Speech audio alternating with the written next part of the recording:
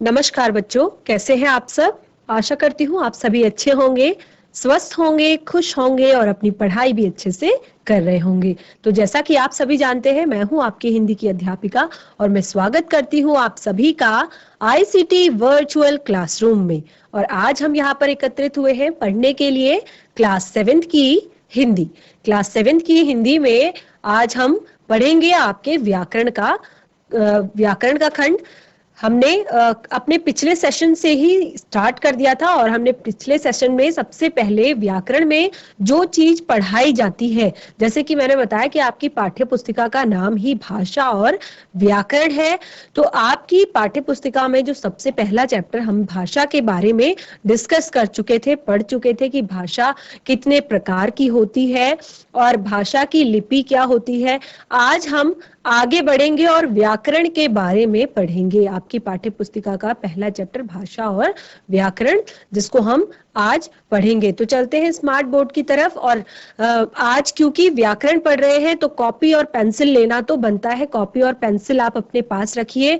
बहुत सारी जरूरी चीजें हैं जिन्हें हमें नोट करना है, जिन्हें हमें लिखना है। अगर अभी आपके पास फेयर कॉपी नहीं है तो आप किसी रफ कॉपी में ये सारी चीजें लिख सकते हैं। फिर उसके बाद जब आप कॉपी बनाएंगे तो आप स्टार्टिंग से ही, पहले पार्ट से ही सारी चीजें लिखना शुरू करेंगे, क्योंकि व्याकरण आपको रटने से नहीं आती, व्याकरण आपको समझने से आती है। तो सारी चीजें आप जब लिखेंगे, समझते हुए लिखेंगे, तब आपको ज्यादा से अच्छे से क्लियर ये सारी चीजें हो पाएंगी। तो चलते हैं स्मार्ट बोर्ड की तरफ, शुरू करते हैं आज का सेशन। जैसे कि मैंने आपको बताया, हम पिछले वाले सेशन में हम पढ़ा था कि भाषा के मुख्य रूप से 3 प्रकार होते हैं: मौखिक भाषा, लिखित भाषा, सांकेतिक भाषा। और उसके बाद हमने लिपि के बारे में पढ़ा था। और आज हम व्याकरण शुरू करेंगे। तो व्याकरण में सबसे पहले हम जानेंगे कि व्याकरण क्या है, आखिर व्याकरण किसे कहते हैं। व्याकरण भाषा को शुद्ध रूप में लिखना, भाषा को शुद्ध रूप में लिखना, पढ़ना और बोलना सीखना सिखाने वाला शास्त्र है। जो व्याकरण है वो भाषा को शुद्ध रूप में लिखने का, पढ़ने का और बोलना सिखाने वाला एक शास्त्र है, जिसको हम व्याकरण कहते हैं। और व्याकरण में भाषा के वर्ण, शब्द, पद तथा वाक्य पर विचार किया जाता है। अर्थात वर्ण, शब्दों पर, पदों पर और वाक्यों पर विचार किया जाता है। सारी चीजें बहुत ज्यादा महत्वपूर्ण है, तो फटाफट साथ में लिखते भी जाइए। और इस आधार पर इसके 4 अंग होते हैं। किसके 4 अंग होते हैं? व्याकरण के 4 अंग होते हैं। सबसे पहले वर्ण विचार, फिर शब्द विचार, फिर पद विचार और फिर वाक्य विचार। सारी चीजों को हम बिल्कुल अलग अलग पढ़ेंगे, अच्छे से एक्सप्लेन करके पढ़ेंगे कि क्या होता है वर्ण विचार, क्या होता है शब्द विचार, क्या होता है पद विचार, ठीक है, और क्या होता है वाक्य विचार। तो सबसे पहले हम वर्ण विचार के बारे में पढ़ेंगे कि वर्ण क्या होते हैं। तो वर्ण विचार, वर्ण अर्थात भाषा की जो सबसे छोटी इकाई होती है वो वर्ण कहलाती है। भाषा की सबसे छोटी इकाई वर्ण कहलाती है। अब शब्द क्या होते हैं? तो वर्णों के सार्थक मेल को शब्द कहते हैं। अब आपको मैं यहाँ पर लिखकर दिखाती हूँ कि वर्ण भाषा की सबसे छोटी इकाई, जैसे क, ख, ग, घ, तो ये सारे क्या है? ये वर्ण है, ठीक है। ये सारी चीजें क्या है? वर्ण है। और ये भी वर्ण के अंतर्गत ही आते हैं। अब शब्द विचार, शब्द क्या है? वर्णों के सार्थक मेल को शब्द कहते हैं। अर्थात वर्णों के जब हम वर्णों को साथ में मिलाकर बोलते हैं तो उसको हम शब्द कहते हैं। जैसे क ख ग। अब मैं यहाँ पर आपको लिख के दिखाऊंगी वर्णों का मेल किस प्रकार हम करेंगे। तो वर्णों के सार्थक समूह को शब्द कहते हैं। ये हमने पढ़ा था, ये शब्द विचार के अंतर्गत था। तो वर्ण है क, म, ल। क वर्ण, म वर्ण, ल वर्ण, इनको मिलाकर एक शब्द बना जो कि कमल। ठीक है। इसी तरह म, ह, ल, महल। तो शब्दों के जब हम वर्णों को मिलाते हैं तो उससे क्या बनता है, शब्द बनता है। और उसके बाद क्या पढ़ा था हमने, पद विचार। ठीक है। तो अब पद क्या होते हैं, वाक्य में प्रयोग सारे शब्द। शुरू से पढ़िए, बिल्कुल ध्यान ध्यान दीजिए एकदम, कि वर्ण होते हैं क, ख, ग, घ। इनको जब हम मिलाकर लिखते हैं तो शब्द बनता है। बिल्कुल ध्यान से सुनिए, जब हम इसको मिलाकर लिखते हैं तो शब्द बनता है। और अब आती है पद विचार की बात। तो पद क्या होते हैं, वाक्य में प्रयोग सारे शब्द। वाक्य में जितने भी इस तरह के शब्द प्रयोग किए जाएंगे उन्हें पद कहते हैं। जैसे राम, घर, चल, डर, मत। तो एक तरीके से ये एक सेंटेंस है, राम घर चल डर मत। लेकिन ये क्या है, अलग अलग पदों से मिलकर बना हुआ है। आप देख पा रहे हैं कि यहाँ पर 4 से 5 पद इस वाक्य में है, राम, घर, चल, डर, मत। तो ये हो गया पद विचार। उसके बाद हम पढ़ेंगे वाक्य विचार। तो ऐसा शब्द समूह, अब वाक्य विचार किसे कहेंगे, वाक्य किसे कहेंगे। अभी तक हमने पढ़ा वर्ण, शब्द, पद, और अब हम पढ़ रहे हैं वाक्य। तो वर्ण में हमने वर्ण शब्दों का एक सिंगल शब्दों को पढ़ा, वर्णों को पढ़ा। शब्द में जब हमने वर्णों को मिलाकर शब्द बनाया वो उसको हमने शब्द कहा। शब्द सेंटेंस जिससे बनता है अलग अलग पदों से मिलकर, उसको हम अलग अलग शब्दों से मिलकर उनको हमने पद कहा। तो अब वाक्यों का ऐसा शब्दों का ऐसा सार्थक समूह जिसका कोई अर्थ निकले। ठीक है। जैसे यहाँ पर मैंने आपको बताया था कि राम घर चल डर मत, तो बिल्कुल आपको अर्थ साफ साफ क्लियर हो रहा है। तो इसे ही हम कहेंगे वाक्य विचार। ठीक है। तो इसको मैं आपको लिख के यहाँ पर बताती हूँ। एक ऐसा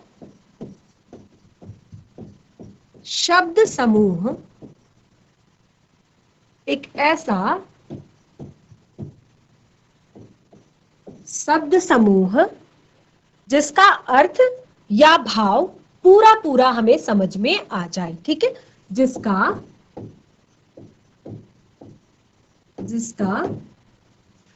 अर्थ या भाव पूरा पूरा समझ में आ रहा हो। ठीक है। पूरा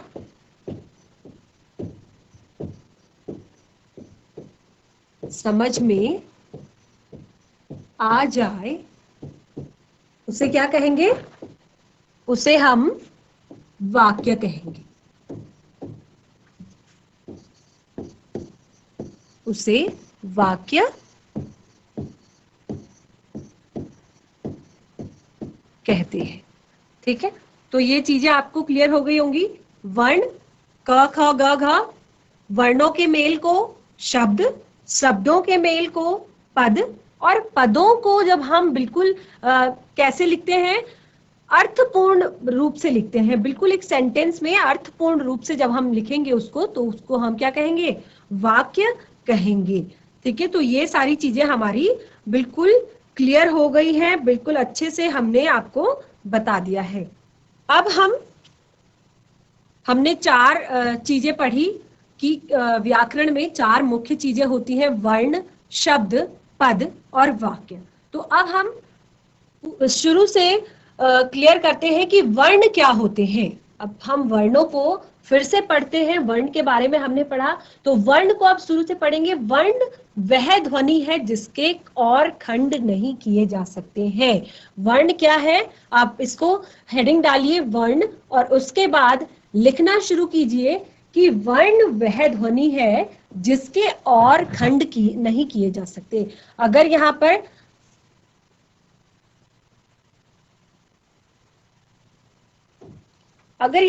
क है तो आप क के और भी खंड कर सकते हैं? नहीं कर सकते। किसी भाषा के सभी वर्गों के व्यवस्थित तथा क्रमबद्ध समूह को उसकी वर्णमाला कहते हैं। किसी भी भाषा, आपने बचपन में पढ़ी होंगी वर्णमाला, किसे कहते हैं वर्णमाला? क ख ग घ या फिर अ आ इ ई, इनको क्या कहते हैं? वर्णमाला कहते हैं। बचपन में हमको जब हम स्कूल जाते हैं, स्टार्टिंग में जब हम भाषा सीखना शुरू करते हैं तो सबसे पहले हिंदी में हम वर्णमाला ही सीखते हैं। अ से अनार सीखते हैं, क से कबूतर सीखते हैं। तो क ख ग और अ आ इ ये सारे क्या है? वर्ण है। तो किसी भी भाषा के सभी वर्गों के व्यवस्थित तथा क्रमबद्ध समूह को उसकी वर्णमाला कहते हैं। अब हिंदी वर्णमाला जो है उसकी बात करेंगे। तो हिंदी वर्णमाला में वर्णों के दो प्रकार होते हैं। बिल्कुल ध्यान से सुनिए, समझने की कोशिश कीजिए। हिंदी वर्णमाला में वर्णों के दो प्रकार होते हैं। कौन कौन से दो प्रकार होते हैं? साथ के साथ लिखते भी रहिए कि कौन से दो प्रकार होते हैं। सबसे पहले होता है स्वर, उसके बाद व्यंजन। तो स्वर और व्यंजन ये दो प्रकार की वर्णमालाएं हमारी हिंदी भाषा में होती है। स्वर आप सभी को पता है, स्वर किसे कहते हैं? अ, आ, इ, ई, उ, ऊ, ये सभी स्वर होते हैं। ये क्या होते हैं? स्वर होते हैं। व्यंजन क्या होते हैं? व्यंजन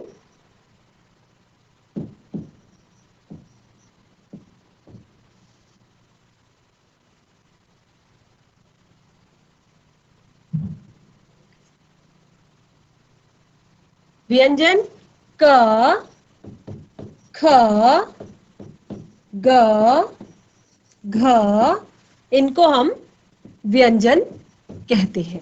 ठीक है। स्वर, हिंदी वर्ण, बिल्कुल एक इस लाइन को हमेशा के लिए याद रखिए कि हिंदी वर्णमाला में वर्णों के दो प्रकार होते हैं, स्वर और व्यंजन। स्वर में अ से अह तक के जो सारे वर्ण होते हैं वो आते हैं, और व्यंजन में क से ज्ञ तक के जितने भी वर्ण होते हैं वो आते हैं। ठीक है। यहाँ पर व्यंजन आपको दिखाए गए हैं क से ज्ञ तक।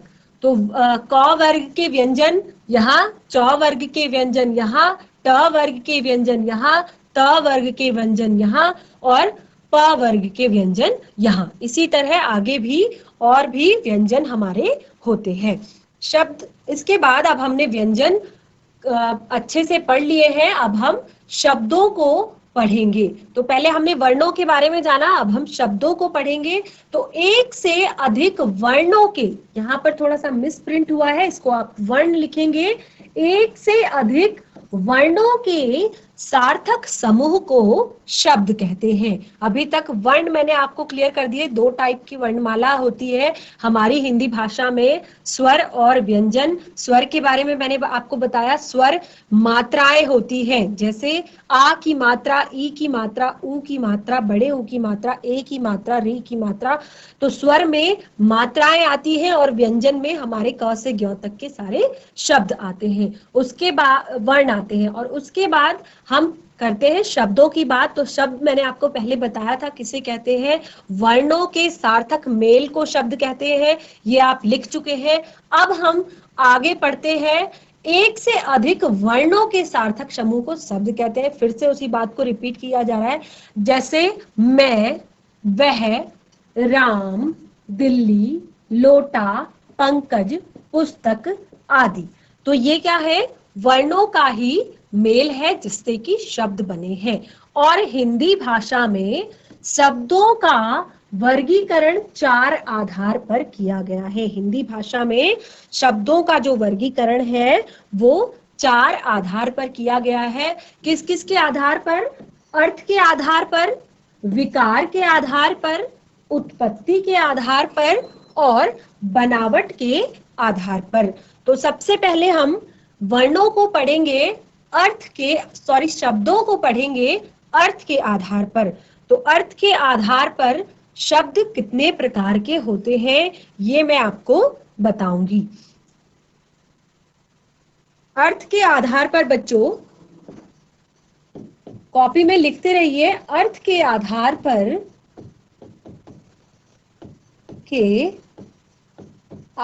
पर शब्द 2 प्रकार के होते हैं।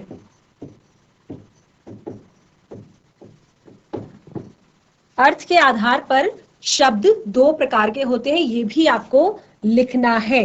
तो कौन कौन से 2 प्रकार के होते हैं अर्थ के आधार पर? सार्थक शब्द और निरर्थक शब्द।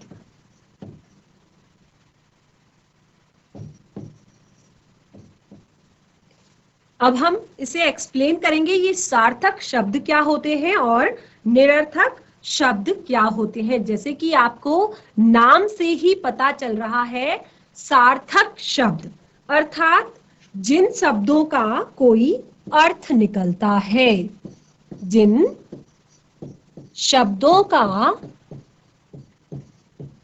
कोई अर्थ निकलता है,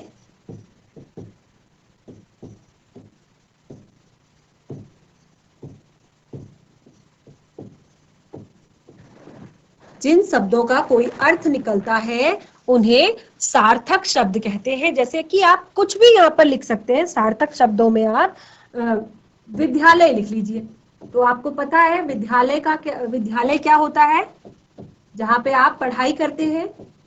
अपना घर लिख लीजिए, खाना लिख लीजिए, सारे शब्दों के अर्थ आपको पता है कि इसका मतलब क्या होता है। लेकिन मैं निरर्थक शब्दों की बात करूं तो मैं कुछ भी यहाँ पर कोई भी शब्द, तो क्या आप इसका अर्थ मुझे बता सकते हैं? क्या आप इसका अर्थ मुझे बता सकते हैं? क्या आप इसका अर्थ मुझे बता सकते हैं? तो ये सारे शब्द, जैसे हमल कोई अर्थ नहीं है, लगम कोई अर्थ नहीं है, तमक तो कोई अर्थ नहीं है। तो इस तरह के शब्द जिनका कोई भी अर्थ नहीं निकलता है उन्हें निरर्थक शब्द कहा जाता है, और जिनका अर्थ निकलता है, कोई भी अर्थ निकलता है, उसको सार्थक शब्द कहा जाता है। तो ये शब्दों का अर्थ के आधार पर वर्गीकरण था। आगे बढ़ते हैं विकार के आधार पर शब्द। अब विकार के आधार पर शब्द कितने प्रकार के होते हैं? यहाँ पर ख लिखेंगे विकार के आधार पर। विकार के आधार पर। अब विकार के आधार पर शब्द कितने प्रकार के होते हैं? तो विकार के आधार पर भी बच्चों शब्द 2 प्रकार के ही होते हैं। 2 प्रकार के होते हैं।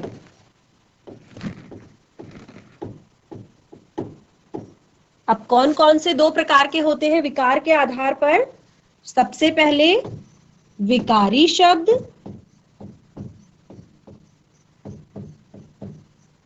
और अविकारी शब्द।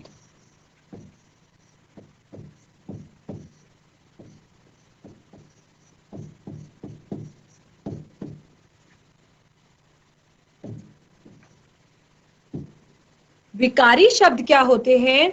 देखिए, विकारी शब्द अर्थात जिनमें विकार उत्पन्न हो जाता है, अर्थात जो अपने रूप को परिवर्तित कर लेते हैं। कब?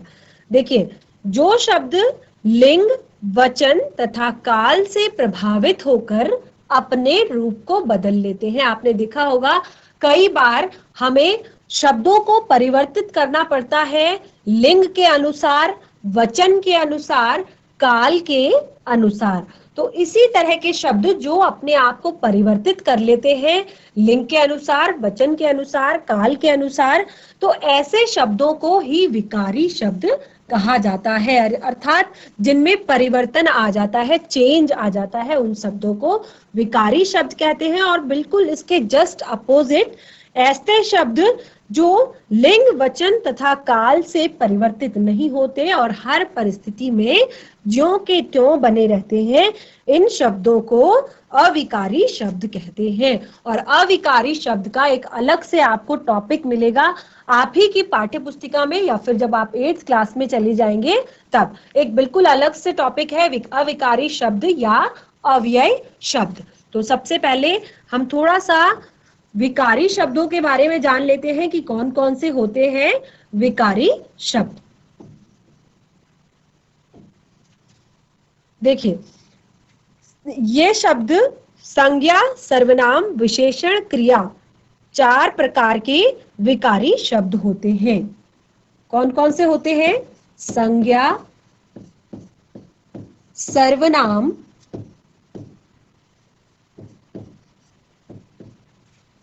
विशेषण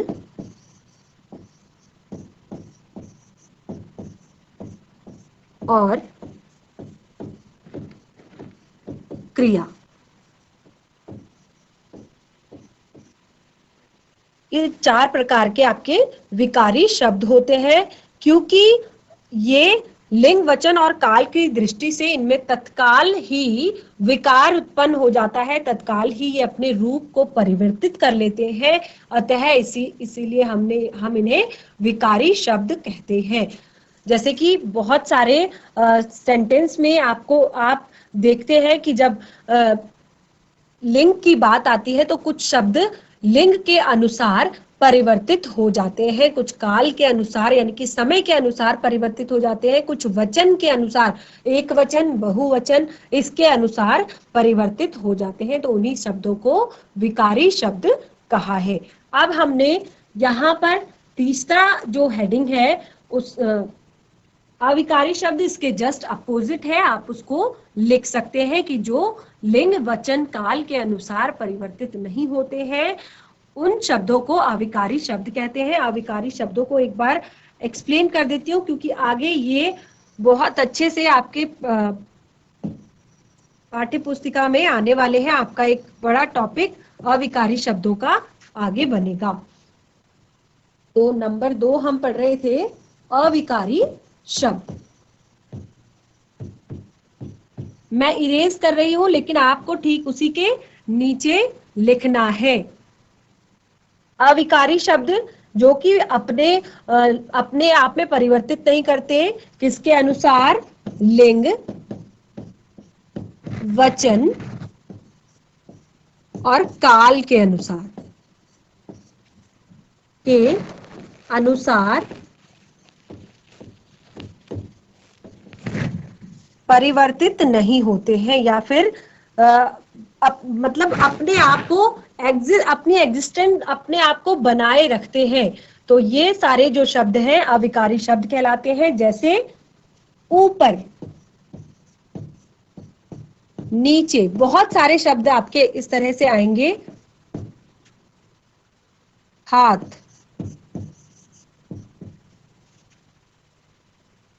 क्योंकि,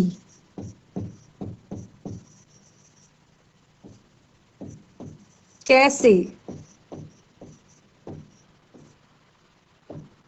जब आप अविकारी शब्दों को पढ़ेंगे तो इसके बहुत सारे भेद होते हैं। मैं आपको अलग से ये सारा पूरा एक टॉपिक आपको अविकारी शब्द या अव्यय शब्दों का बताऊंगी, तो आज के लिए आप इतना ही इसको यहाँ पर लिख सकते हैं। अब छोटा सा जो हमारा आगे का टॉपिक है, उत्पत्ति के आधार पर। उत्पत्ति के आधार पर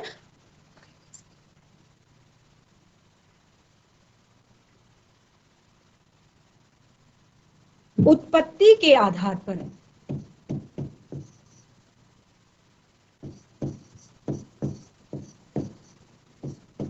के आधार पर, तो उत्पत्ति के आधार पर शब्द कितने प्रकार के होते हैं? उत्पत्ति के आधार पर बच्चों शब्द 4 प्रकार के होते हैं। ये भी बहुत ज्यादा महत्वपूर्ण है। कौन कौन से? तत्सम शब्द, शायद आपने नाम सुना भी होगा। तत्सम शब्द, अगर नहीं सुना है तो अभी आगे आपकी और भी आएगा। तद्भव शब्द,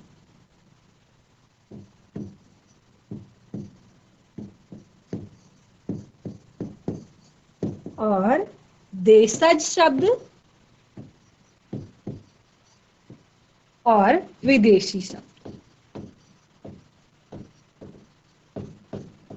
ये 4 प्रकार के उत्पत्ति के आधार पर शब्द होते हैं। तो सबसे पहले हम थोड़ा सा तद्भव शब्दों के बारे में जानते हैं, तत्सम शब्दों के बारे में जानते हैं कि तत्सम शब्द क्या होते हैं।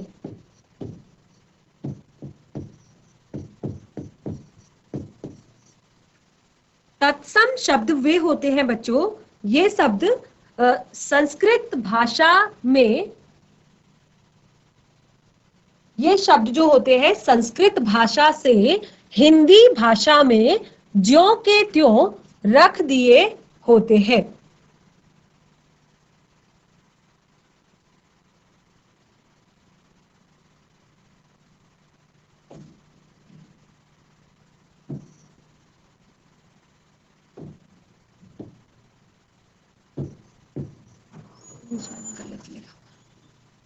जो के तो रख दिए गए रहते हैं, यानी कि जिस तरह ये संस्कृत में प्रयोग किए जाते हैं बिल्कुल उसी तरह इनको हिंदी भाषा में प्रयोग किया जाता है। तो इन शब्दों को तत्सम शब्द कहा जाता है। बिल्कुल ध्यान रखिए, तत्सम शब्द लिखिए और तत्सम शब्दों के आगे लिखिए कि ये शब्द संस्कृत भाषा से बिल्कुल हिंदी भाषा में अपने उसी रूप में रख दिए जाते हैं और इनमें कोई भी परिवर्तन नहीं होता। जैसे सर्प हिंदी में भी लिख सकते हैं और संस्कृत में भी लिख सकते हैं। ग्राम हिंदी में भी लिख सकते हैं, संस्कृत में भी लिख सकते हैं। सत्य हिंदी में भी लिखते हैं, संस्कृत में भी लिखते हैं। सूर्य या कार्य, तो ये सारे शब्द संस्कृत शब्द हैं, लेकिन इनको हिंदी भाषा में बिल्कुल ऐसे ही रखा गया है, इनमें कोई भी चेंज नहीं किया गया है। उसके बाद हम पढ़ेंगे तद्भव शब्द। तो बच्चों आज के सेशन में हमने व्याकरण के बारे में पढ़ा कि व्याकरण में हम क्या क्या चीजें पढ़ते हैं। तो सबसे पहले व्याकरण में हम हिंदी के जो वर्ण हैं उनके बारे में पढ़ते हैं, और वर्णों से बनने वाले शब्द, शब्दों से बनने वाले पद, पदों से बनने वाले वाक्य। तो अब सबसे, क्योंकि अभी हम शब्दों के बारे में पढ़ रहे हैं, तो शब्द कितने प्रकार के होते हैं इसको हम पढ़ रहे थे। तो अभी तक हमने सबसे पहले शब्दों को उत्पत्ति के आधार पर पढ़ना शुरू किया है, और इससे पहले हमने पढ़ा कि बनावट के आधार पर कितने प्रकार के होते हैं। तो ये सारी चीजें हम ऐसे ही कंटिन्यू रखेंगे, मिलेंगे अगले सेशन में। आपने अभी तक जितना लिखा है उसको एक बार रिवाइज कीजिए। अगर कोई चीज समझ में नहीं आती है तो अगले सेशन में हम पहले से आपको सारी चीजें एक बार रिवाइज कराएंगे, फिर आगे बढ़ेंगे। तो एक बार उसको पढ़ लीजिए। मिलेंगे नए सेशन में, तब तक के लिए धन्यवाद। आपका दिन शुभ हो।